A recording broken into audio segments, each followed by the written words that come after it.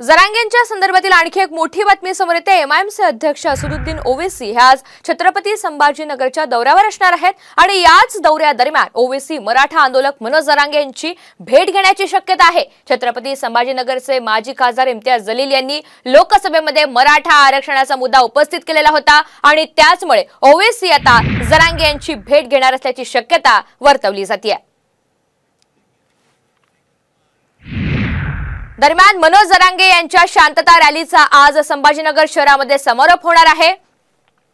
याच पार्श्वभूमीवर जिल्ह्याभरातून मराठा बांधव संभाजीनगरात दाखल झालेले आहेत। काही मराठा बांधव ट्रॅक्टरसह संभाजीनगर शहरामध्ये आता दाखल झालेले आहेत। एकंदरीत संभाजीनगर शहरामध्ये मोठ्या पद्धतीने नियोजन हे करण्यात आलेले आहे। वाहतुकीमध्ये सुद्धा काहीसे बदल करण्यात आलेत आणि आज आपण पाहतोय मनोज जरांगे यांच्या शांतता रॅलीचा संभाजीनगर शहरामध्ये समारोप होणार आहे।